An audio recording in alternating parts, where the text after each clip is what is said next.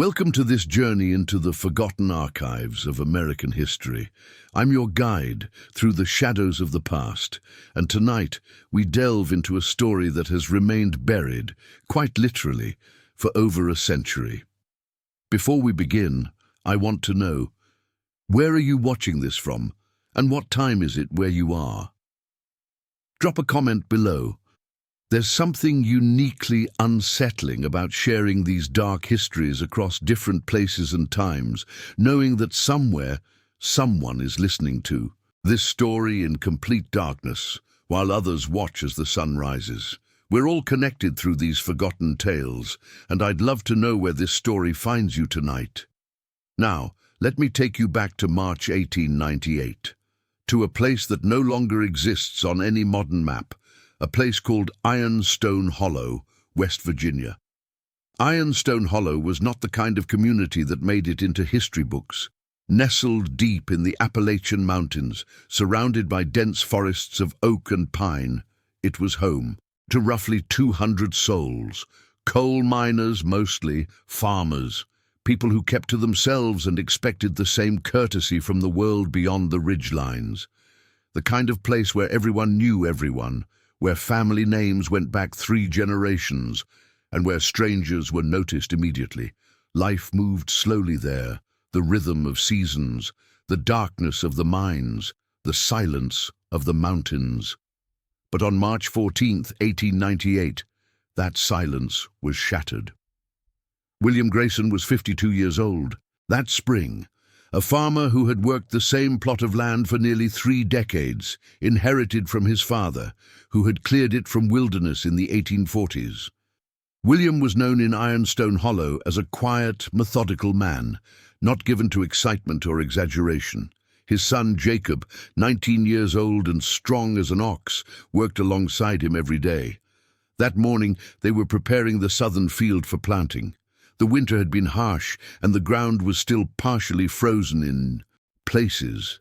They needed to break new soil, expand the field to compensate for the poor harvest of the previous year.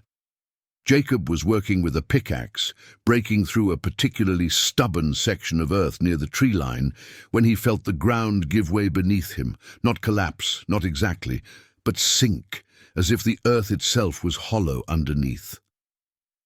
William came running at his son's shout. Together they cleared away the loose soil and discovered what Jacob's pickaxe had broken through.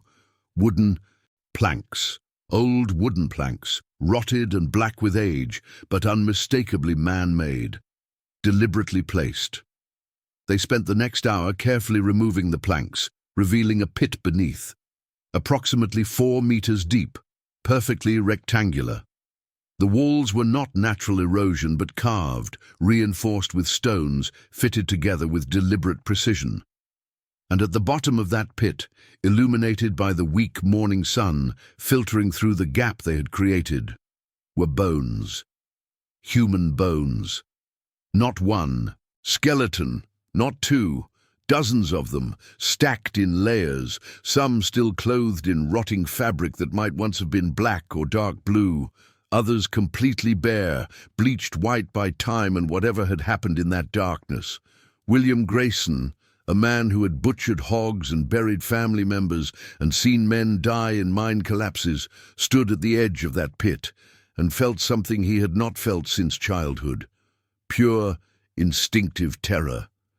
Because these bodies had not been buried with care. They had not been laid to rest with dignity. They had been thrown into this pit, stacked like cordwood, left to rot in the darkness beneath wooden planks that were meant to ensure they would never be found. Jacob would later tell the sheriff that he counted 31 skulls from where he stood, but there were more beneath, crushed, fragmented, lost in the layers of bone and earth and time. The Graysons did not touch anything else. They covered the pit with canvas and rode directly to town, to find Sheriff Edgar Dunmore. By sunset that day, half of Ironstone Hollow had gathered at the Grayson farm, standing in a silent circle around the covered pit, wondering the same thing. Who were these people? How long had they been there? And why had someone gone to such lengths to hide them in a place where they would never, ever be discovered? The answers, as we will see, would prove far more disturbing than the questions. But first, we need to understand the world these bodies came from. The West. Virginia of the 1840s and 1850s. A world of isolation, desperation, and faith taken to its darkest extremes. To understand what Sheriff Dunmore would discover in the weeks following that March morning, we must first travel back even further. Back to the West Virginia that existed before the Civil War, before statehood, when this region was still the western frontier of Virginia, a wilderness that most Americans preferred to forget existed. The 1840s were a time of massive immigration to the United States. Germans, Irish, Scandinavians, all fleeing poverty, famine, and religious persecution in Europe. They arrived by the hundreds of thousands, most settling in the growing cities of the East Coast or pushing westward to the farmlands of Ohio and Illinois. But some went to the mountains. The Appalachian region in the 1840s was not welcoming. The land was difficult, the terrain unforgiving, the isolation absolute. But for certain groups, particularly religious communities seeking to practice their faith away from the judgment and interference of the outside world, this isolation was not a burden, it was a blessing. Historical records from the Preston County Archives, reviewed in 1952 by historian Margaret Caldwell, mention a group of German immigrants who arrived in what would become Ironstone Hollow in the spring of 1843. They called themselves Die Geheiligten. In English, the Sanctified. The records are frustratingly sparse. A single entry in the county land office from May 1843 records the purchase of 400 acres by a man named Friedrich Kessler, described as a minister. The purchase was made with gold coin, unusual for the time and place. No mortgage, no debt, just gold, handed over in a leather pouch, according to the clerk's notation. The next mention of this community appears in a letter written by a traveling Methodist circuit preacher named Reverend Amos Whitfield. The letter, dated October 1844 and preserved in the West Virginia Historical Society archives, describes his attempt to visit this German settlement. Reverend Whitfield wrote that he approached the community on horseback and was met at the boundary of their land by 3 men who spoke broken English. They were polite but firm. They did not want visitors. They did not want to trade. They did not want to join in worship with others. They had, in Whitfield's words, come to these mountains to be alone with their God. When Whitfield pressed further, asking about the size of their community and their religious practices, one of the men, whom he assumed was Kessler, told him something that stuck with the Reverend enough to write it down word for word. "We are the last faithful. We prepare for what comes. When we are ready, the doors will open, and the righteous will pass through, the rest will burn." Whitfield noted in his letter that he felt deeply unsettled by these words and by the intensity in Kessler's eyes. He described the men as gaunt, almost skeletal, with a fervor that seemed less like faith and more like fever. He never returned to that community.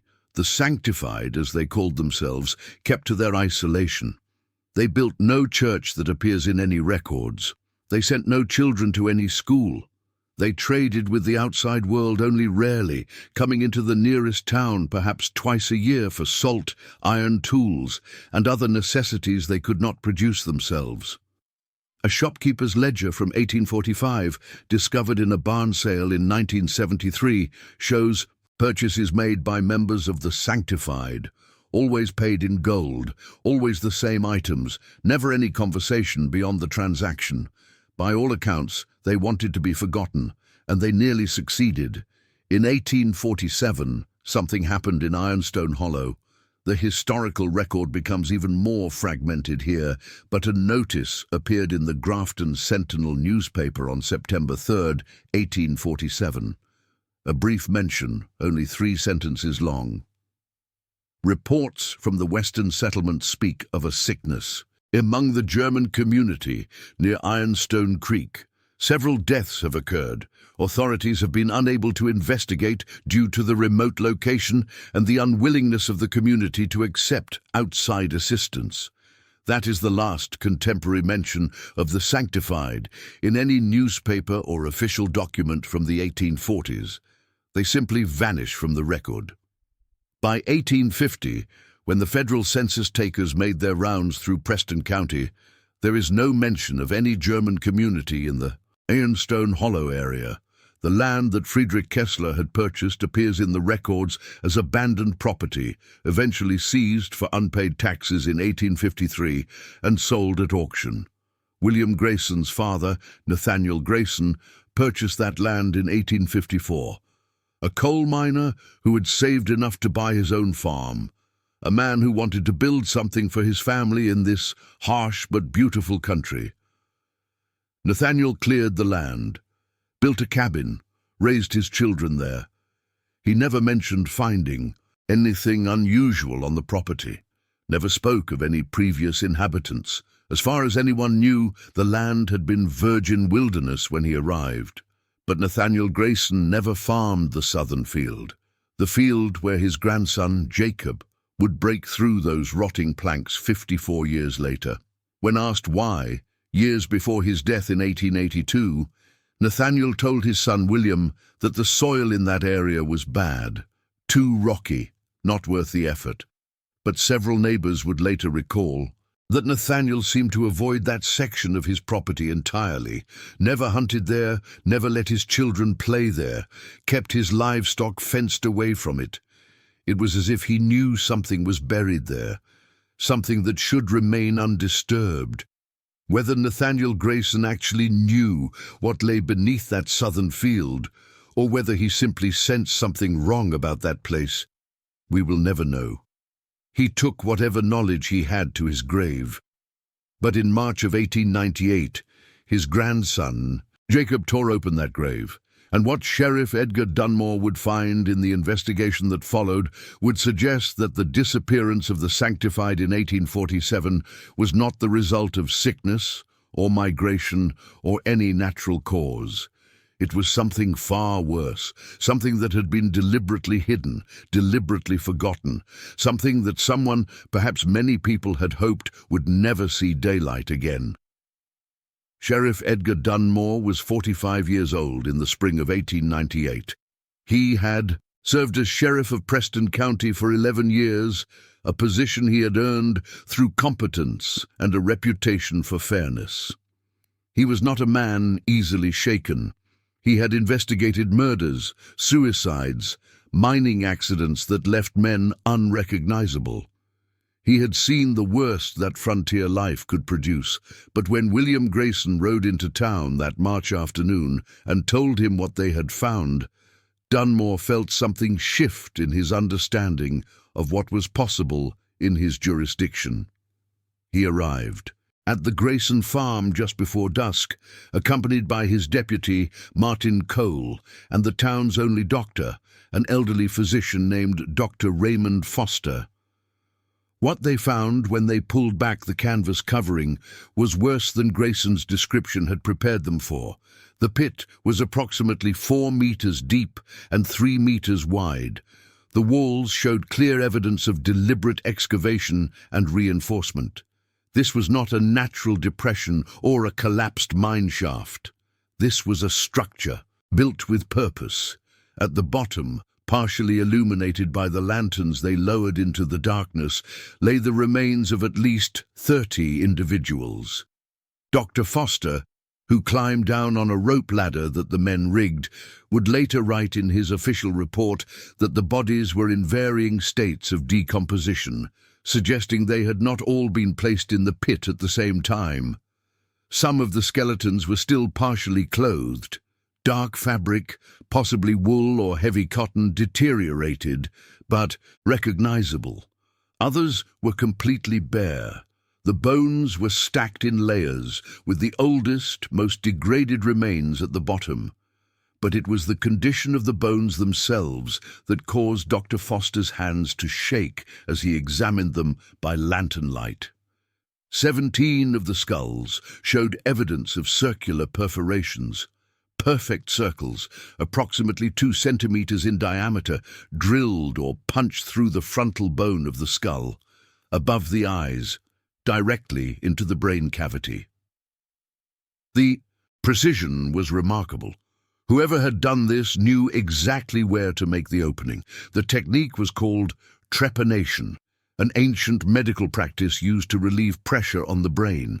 But trepanation for medical purposes was performed on living patients. These holes had been made post-mortem. Dr. Foster could tell by the lack of healing around the bone. These people were already dead when someone took the time to drill holes in their foreheads. But why? That was only the first disturbing discovery. As Dr. Foster and Deputy Cole carefully excavated the upper layers of remains, they found objects among the bones. Small items, deliberately placed.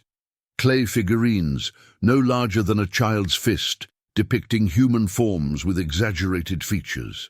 Faces twisted in expressions that could have been agony or ecstasy. Hands raised toward the sky, stone tablets, flat and rectangular, approximately the size of a book. On these tablets were carved symbols that no one in Ironstone Hollow could identify. Not letters from any alphabet Dr. Foster recognized, not numbers, just symbols, circles within circles, lines radiating from central points, shapes that hurt the eyes to look at for too long. And in the northeast corner of the pit, partially buried beneath the bones, they found a metal box. The box was made of iron, roughly 30 centimeters long and 20 centimeters wide. It had been sealed with wax that had long since cracked and crumbled. When Sheriff Dunmore pried it open, he found papers inside, dozens of pages covered in handwriting. Some of the documents were in German, dense, old-fashioned script that would require translation, but others were in English, journal entries, records, written in a neat, careful hand that suggested education and deliberation. The first English entry was dated April 7th, 1847. It began, "The preparation is complete. Brother Friedrich has confirmed the calculations. The alignment will occur on the night of the autumn equinox. We have 43 souls ready to pass through the door. The children were the most difficult, but their sacrifice ensures the purity of our passage. God forgives what must be done in service of his true will." Sheriff Dunmore read these words by lantern light, standing at the edge of the pit, while the bones of 43 people lay stacked beneath him. He read on. The journal entries continued through the summer of 1847. They spoke of rituals, of purification, of preparation for what the writer called the Great Opening. The tone was calm, methodical, almost clinical, describing acts that, even in Dunmore's experience, seemed impossible for human beings to commit. There were descriptions of fasting, prolonged fasting that left members of the community weak and delirious. This was described not as suffering, but as necessary cleansing. The physical body, the journal explained, was a prison. It had to be weakened for the spirit to be free. There were descriptions of ceremonies held in complete darkness, in what the writer called the temple beneath the earth, a cave perhaps, or a structure they had built underground. The location was never specified, and there were descriptions of the children, 12 children, ranging in age from infancy to 14 years old. The journal listed their names, German names, carefully recorded. Each child's preparation was documented, their fasting, their education in the teachings of Friedrich Kessler, their acceptance of what was to come. The entry dated September 19th, 1847, contained a single line. "The door is open. We go through tonight. May the faithless burn in the world we leave behind." After that, the journal entries stopped.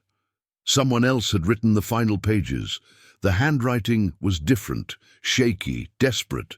These entries were not dated, but they appeared to have been written shortly after the September 19th entry. The writer identified himself only as J.W., a man who had been part of the Sanctified, but who had, in his words, seen the truth too late. J.W. described what happened on the night of September 19th, 1847. The entire community had gathered in what he called the gathering place, men, women, and children. 43 souls, as the first journal had claimed. They had fasted for 7 days. They were weak, delirious, but faithful. Friedrich Kessler led them in prayer. Then he led them in drinking from wooden cups, a mixture, J.W. wrote, of water and the sacred herb. The same herb they had been consuming in smaller quantities throughout their preparation. J.W. did not drink. He pretended to, but he did not swallow. He wrote that something in his heart told him not to, some survival instinct that overcame his faith. Within an hour, people began to collapse, first the children, then the adults. They fell where they stood, their bodies convulsing, foam coming from their mouths. Kessler stood among them, his arms raised, shouting in German about the door, opening, about the passage to the divine. But no door opened, no passage appeared. There was only death, slow, agonizing death. J.W. fled. He hid in the forest and watched from a distance as Kessler and 2 other men, the only ones who had not drunk from the cups, dragged the bodies to the pit that had been prepared weeks earlier. The pit they had dug with their own hands, expecting it to become holy ground. Instead, it became a mass grave. Kessler and his companions threw the bodies into the pit. Then they used tools, iron implements, to perform the trepanation on the skulls. J.W. wrote that he could hear the sound of metal on bone echoing through the valley. He wrote that Kessler was weeping as he did it, shouting that the ritual had failed, that they were not pure enough, that God had rejected them. When all the bodies were in the pit, Kessler and the 2 men covered it with wooden planks and earth. Then they left. J.W. never saw them again. He wrote that he waited 3 days before approaching the pit. He considered going to the authorities, but feared he would be blamed, feared he would be executed for participation in what had happened. Instead, he wrote everything down and buried it near the pit in the metal box, hoping that someday someone would find it and understand. The final line of J.W.'s account read, "I have sinned beyond redemption. I knew what Kessler intended, and I did not stop it. I saved only myself. May God have mercy on my cowardice, for I will have none." Sheriff Dunmore closed the journal. His hands were shaking.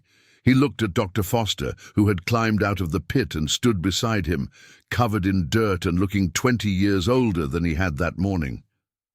"This was mass murder," Dunmore said quietly. "Poisoning. 43 people. And then someone performed that ritual on their skulls." Dr. Foster nodded. "The question is, who was J.W., and where did Kessler and the other 2 men go?" That question would haunt the investigation for weeks to come. Tell us in the comments what you think is happening so far. Do you believe J.W.'s account? Was this a mass suicide or something darker? And what do you think those symbols on the stone tablets mean? I want to hear your theories, because what Sheriff Dunmore discovered next would complicate this story even further. The horror, it seemed, did not end in September of 1847. In the days following the discovery, Sheriff Dunmore ordered a complete excavation of the pit. Every bone would be catalogued, every object removed and examined. He brought in workers from the town, men with strong stomachs and a willingness to dig through the remains of the dead for $1 a day. The work was slow, methodical, and deeply disturbing. As they removed the upper layers of bones, they found more objects, more clay figurines, more stone tablets. But they also found items that suggested these people had brought their most precious possessions to their deaths. Wedding. Rings, 23 of them found among the skeletal fingers of women. Simple bands, mostly silver, some gold, each one inscribed on the interior with initials and dates. The earliest date was 1838, the most recent was 1846. Lockets containing photographs. The new technology of daguerreotype had reached even this isolated community. Inside tarnished silver lockets, Sheriff Dunmore found images of stern-faced men and women in formal dress. Children with solemn eyes. Families who had crossed an ocean to find freedom and found only a pit in the West Virginia wilderness. Bibles, 7 of them, in various states of decay, all in German. But these were not ordinary Bibles. When Dr. Foster examined them, he found that entire sections had been crossed out with black ink, passages deemed unacceptable by Friedrich Kessler and his teachings, whole books of the New Testament rendered illegible, and in the margins, in the same handwriting that appeared in the journal they had found, were notes, interpretations, corrections to what God had supposedly meant when the original words were written. One note, written next to the book of Revelation chapter 3 verse 20, read in German, "The door is real, not metaphor, not symbol. The door exists in the places where the world is thin.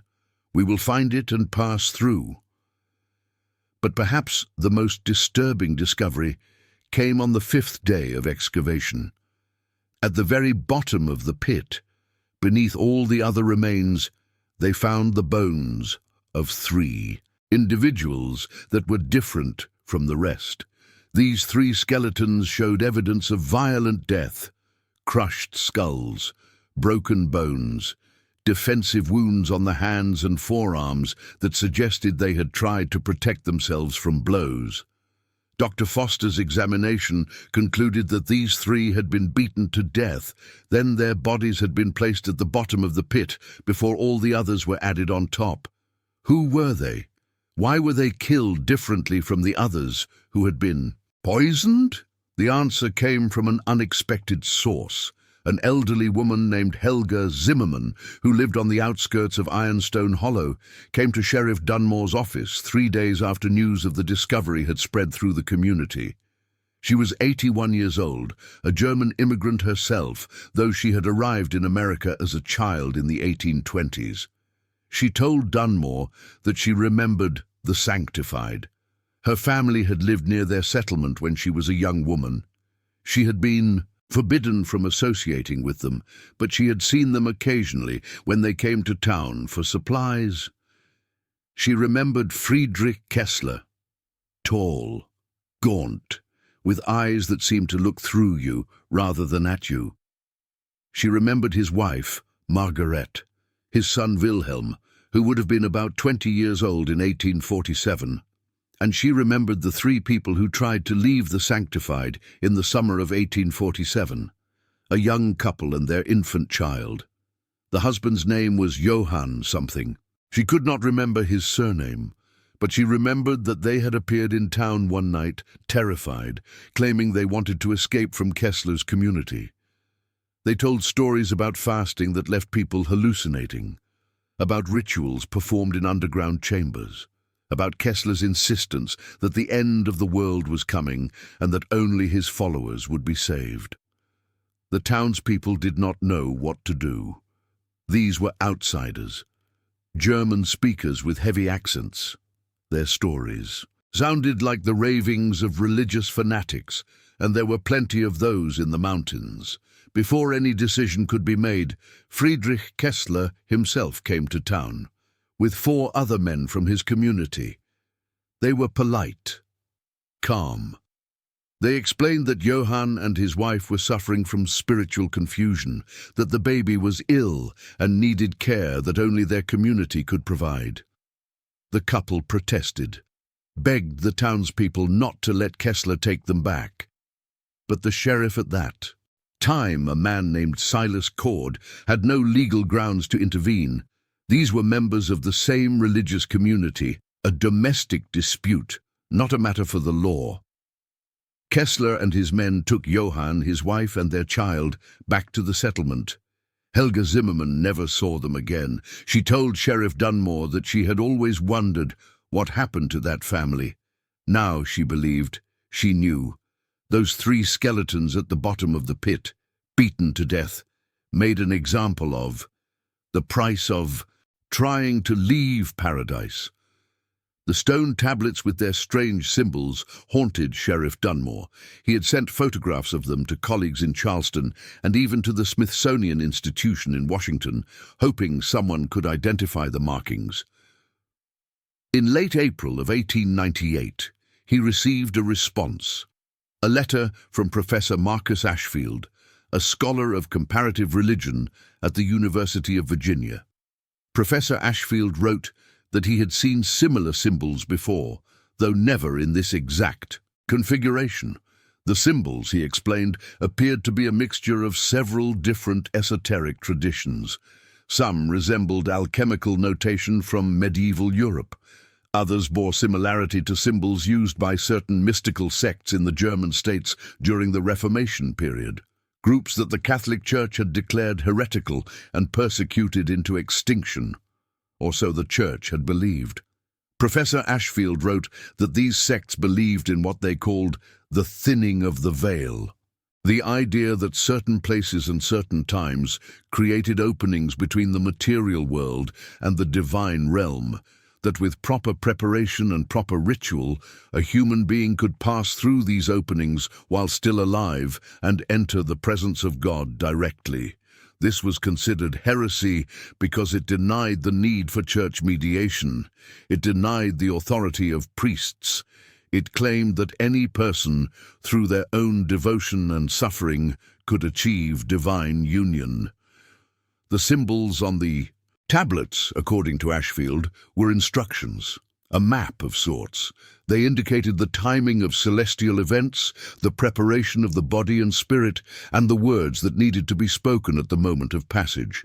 But Ashfield added a warning in his letter. He wrote that every historical account of groups attempting these rituals ended the same way, with death, because the passage they sought did not exist.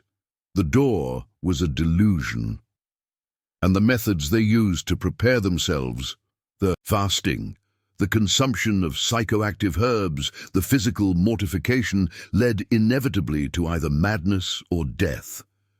What you have found in West Virginia, Ashfield wrote, is the final chapter of a story that has been told throughout history. People so desperate for meaning, so convinced of their own righteousness that they will follow a charismatic leader straight into the grave. My condolences to the families of the deceased, though I suspect after 50 years there are few who remember them. Sheriff Dunmore read this letter in his office and felt a profound sadness. 43 people, 12 of them children, dead because of a lie. A beautiful, compelling lie that promised transcendence but delivered only a pit in the ground. But there was still the question of Friedrich Kessler and the 2 men who had helped him dispose of the bodies. Where had they gone? Were they still alive? The answer to that question would come from the most unlikely source imaginable. Jacob Grayson, the young man who had first broken through the planks covering the pit, had been having nightmares since the discovery. Dreams of faces staring up at him from the darkness, dreams of children's voices singing in a language he did not understand. In early May, unable to sleep, he went for a walk on his family's property. It was just before dawn, the forest still dark, the air cold and damp with morning mist. He walked south from the farmhouse, past the covered pit where workers had finally completed their excavation, past the southern field where this nightmare had begun, and then, perhaps drawn by something he could not explain, he continued walking, deeper into the forest than he usually went, into an area of the property that his grandfather Nathaniel had always avoided. That was when he found the cave. It was not a natural formation. The entrance had been carved into the hillside, then partially collapsed or deliberately filled in. But recent rains had washed away some of the debris, revealing an opening just large enough for a man to squeeze through. Jacob went back to the farmhouse and returned with rope and lanterns. Then he crawled into the darkness. The tunnel descended at a steep angle for about 20 meters. Then it opened into a chamber, a large chamber, roughly circular, approximately 15 meters in diameter. The walls had been carved smooth, and covering every surface, from floor to ceiling, were symbols. The same symbols that appeared on the stone, tablets found in the pit, but there was more. In the center of the chamber was a raised platform, also carved from the rock. On this platform were 3 skeletons. They were positioned in a circle facing inward, their skeletal hands clasped together as if in prayer. Between them, in the center of their circle, was a wooden box similar to the one Sheriff Dunmore had found in the pit. Jacob did not touch the skeletons. He did not touch the box. He marked the location carefully in his mind and crawled back out of the tunnel. Then he rode directly to town to find Sheriff Dunmore. By midday, Dunmore, Dr. Foster, and Deputy Cole were in the chamber, examining what Jacob had found. The 3 skeletons were male, adults. Their clothing had mostly decayed, but remnants suggested they had worn the same dark, simple garments found on the bodies in the pit. Dr. Foster's examination revealed that these men had died from self-inflicted stab wounds. Each skeleton showed evidence of a blade thrust between the ribs, angled upward toward the heart.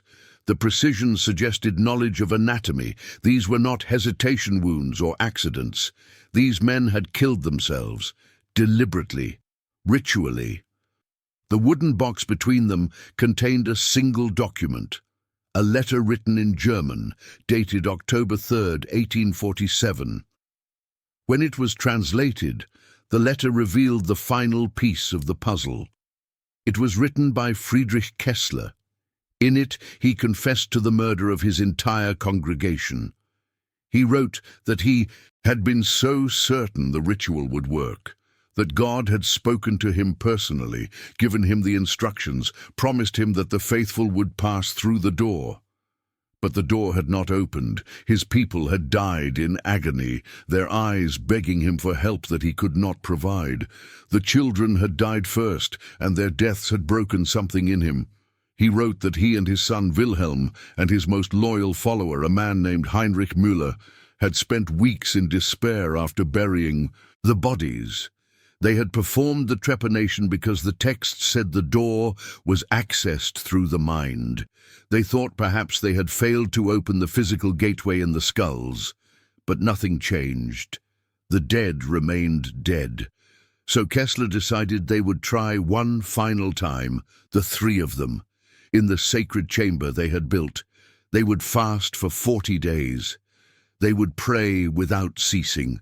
They would purify themselves beyond anything they had demanded of their congregation.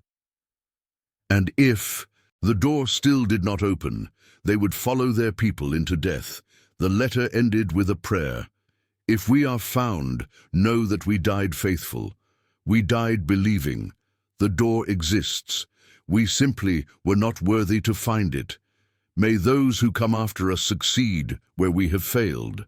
May they find the passage we could not. May they forgive us our failure and our sin. Sheriff Dunmore stood in that underground chamber, surrounded by symbols carved by hands that had believed so desperately in a lie, and felt nothing but hollow pity. 3 men had sat in this darkness for 40 days, starving, praying, waiting for a miracle that would never come. And when their strength finally gave out, when they could no longer deny that they had killed 43 innocent people for nothing, they had driven knives into their own hearts. The story of the Sanctified ended here, in this chamber, in this darkness. 46 deaths, 12 children, all in pursuit of a door that existed only in the fevered. imagination of a charismatic madman. But the story was not quite over, because Sheriff Dunmore was about to discover that the influence of Friedrich Kessler had not died in that cave in 1847. The discovery of 1898 sent shockwaves through Preston County and beyond. Newspapers across West Virginia covered the story. The Charleston Gazette ran a front-page article titled "Cult of Death Discovered in Mountain Hollow." The Baltimore Sun picked up the story a week later, but public interest faded quickly. This was 1898. The Spanish-American War dominated the headlines. The nation was changing rapidly, industrializing, looking toward the new century. A 50-year-old tragedy involving German immigrants in a remote mountain hollow seemed like ancient history. The pit was filled in by order of the county. The cave entrance was sealed with dynamite and concrete. The bones were buried in a mass grave in the Ironstone Hollow cemetery, marked only with a simple stone that read, "Unknown Souls, 1847. Sheriff Dunmore kept the journals, the letters, and the photographs of the symbols in his office for the remainder of his tenure. When he retired in 1909, he donated everything to the Preston County Historical Society. And there, the story might have ended, buried in an archive, forgotten.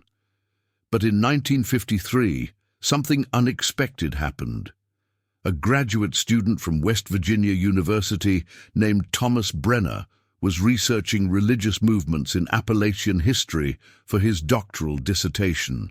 He came across a reference to the Ironstone Hollow discovery in an old newspaper archive and became fascinated. Brenner spent 6 months tracking down every document related to the Sanctified. He found Sheriff Dunmore's files in the Historical Society. He found census records. He found ship manifests showing the arrival of Friedrich Kessler and 23 other German immigrants in Baltimore in April of 1843. But what truly captured Brenner's attention was a discovery he made in the library of the Mennonite Historical Society in Pennsylvania, a journal written by a German minister named Pastor Ernst Vogel, dated 1841.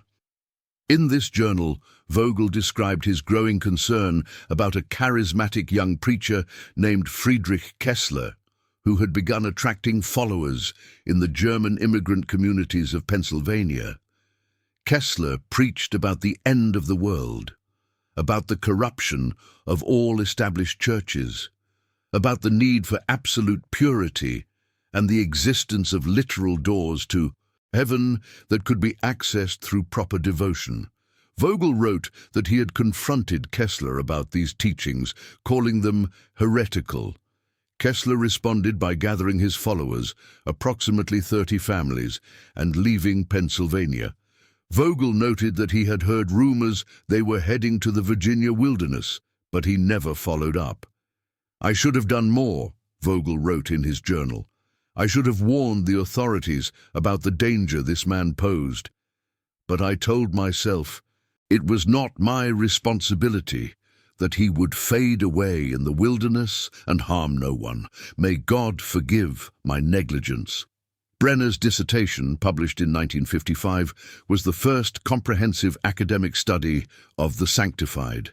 It should have been a landmark work, a fascinating glimpse into a dark chapter of American religious history. Instead, it was suppressed. The West Virginia University History Department refused to accept it. They claimed Brenner's research was incomplete, his conclusions unsupported.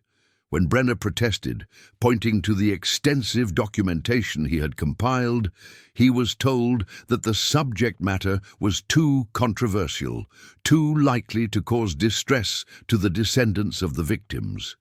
Brenner withdrew from the doctoral program in frustration. His dissertation was never formally published, though copies circulated among researchers interested in American religious extremism.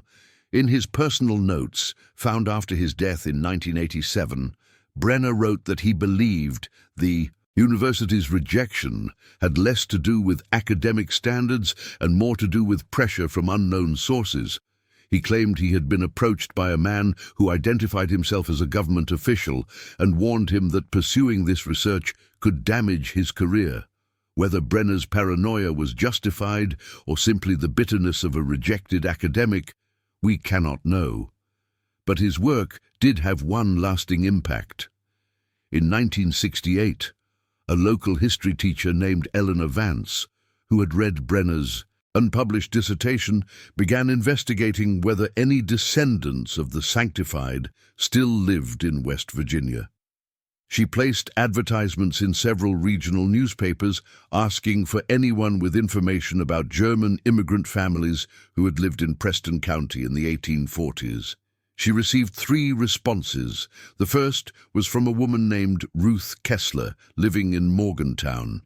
Ruth was 78 years old. She told Eleanor that her grandfather had been Wilhelm Kessler, the son of Friedrich Kessler. This was impossible.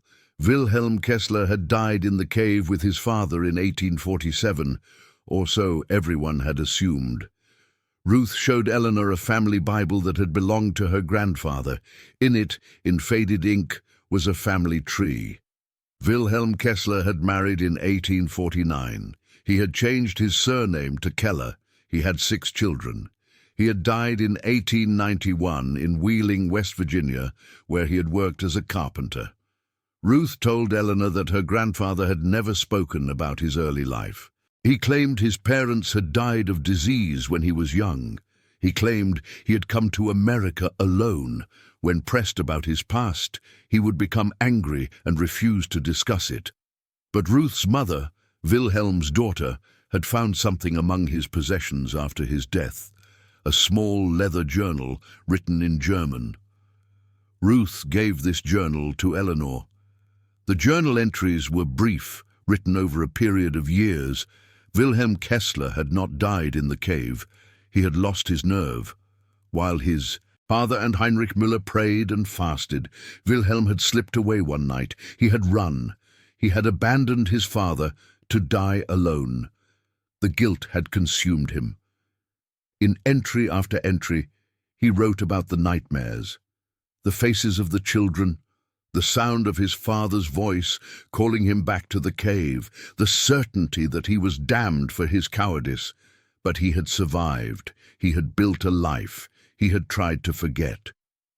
In the final entry, dated 1890, a year before his death, Wilhelm wrote, "I have lived with this secret for 43 years.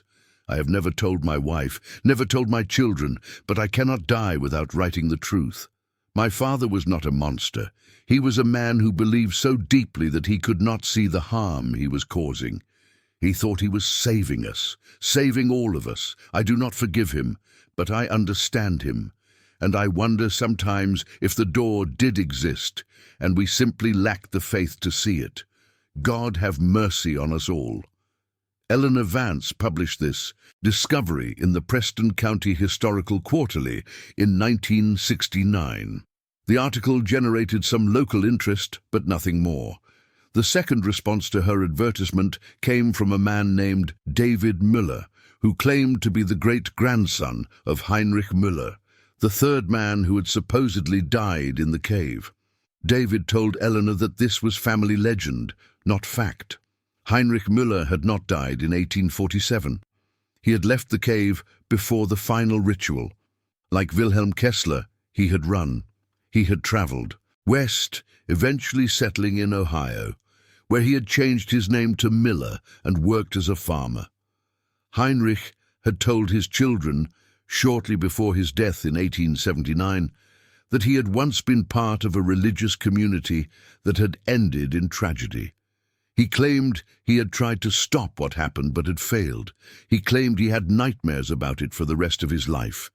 If both Wilhelm Kessler and Heinrich Müller had survived, then who was the third skeleton in the cave? Eleanor returned to the Preston County Historical Society and requested access to Sheriff Dunmore's original investigation notes. There, buried in pages she had not examined closely before, she found the answer. Dr. Foster's autopsy notes, mentioned that one of the three skeletons in the cave was significantly older than the other two. The bone density suggested a man in his 60s or 70s, not his 20s or 30s, like Wilhelm Kessler and Heinrich Müller would have been in 1847. This third skeleton was Friedrich Kessler, and he had died alone. His son and his most loyal follower had abandoned him. They had left him in that cave to starve or to take his own life in solitude. The revelation changed the narrative entirely. Friedrich Kessler was not just a killer. He was a man betrayed by everyone he had trusted, a man who had believed so completely that even in the face of absolute failure, even when his followers abandoned him, he had continued to have faith. Whether that made him more tragic or more terrifying was a matter of interpretation. The third response to Eleanor's advertisement came from an elderly woman named Anna Schmidt, who lived in a nursing home in Clarksburg. Anna told Eleanor that her mother had been part of the Sanctified as a child, but her mother had not been in the community on the night of the ritual. 3 families had left the Sanctified in the summer of 1847 before the final preparations. They had sensed something wrong. They had taken their children and fled in the night, traveling east until they reached communities where no one knew them. Anna's grandmother had made her mother promise never to speak about what they had escaped, never to tell anyone they had been part of that cursed community. But on her deathbed in 1952, Anna's mother had whispered a final confession. She remembered the children who had stayed behind. She remembered their names. She remembered playing with them in the fields while their parents worked. She remembered how thin they had become in those final weeks, how their eyes had seemed too large for their faces, and she remembered the last thing Friedrich Kessler had told the families who were leaving. He said, "You abandon the faithful in their hour of glory. When we pass through the door, when we stand in the presence of God, we will plead for your souls. But I do not know if he will hear us. You may be beyond salvation." Anna's mother had carried that threat with her for 70 years. The fear that she had abandoned children to their deaths. The guilt of survival. Eleanor Vance compiled all of this information into a comprehensive report that she submitted to the West Virginia Historical Society in 1971. The report was accepted but never widely distributed. It remained in the archives, accessible to researchers but unknown to the general public. And there, finally, the story of the Sanctified seemed to rest. But every few years, someone would visit Ironstone Hollow. A curious historian, a student, researching religious extremism, a journalist chasing a strange story, and every time the locals would tell them the same thing. The land where the pit was found is still avoided. Animals will not graze there. Trees grow twisted and stunted. And sometimes, on certain nights, people claim to hear singing coming from the forest, children's voices, in German, singing hymns that no one has sung in over a century. Whether these reports are genuine or simply the power of suggestion, the product of knowing what happened in those woods so long ago, is impossible to determine.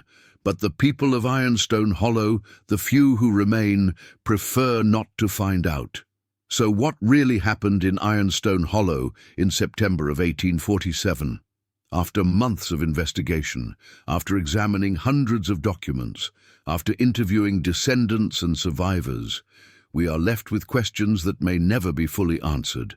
But there are theories, interpretations of the evidence, ways to make sense of what happened in those West Virginia mountains over a century and a half ago.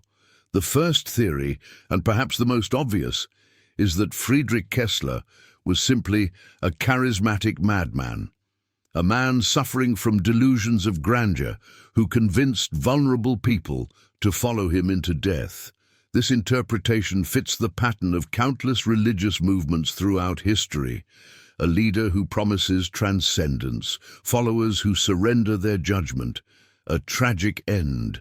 The journals support this theory, the descriptions of fasting to the point of hallucination, the consumption of psychoactive herbs, the isolation from the outside world, all classic techniques of psychological manipulation.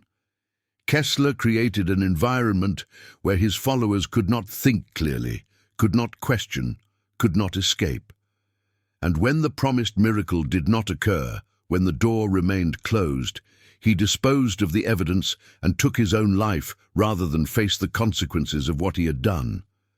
This is the rational explanation, the one that requires no belief in the supernatural, the one that fits comfortably within our understanding of human psychology and religious extremism.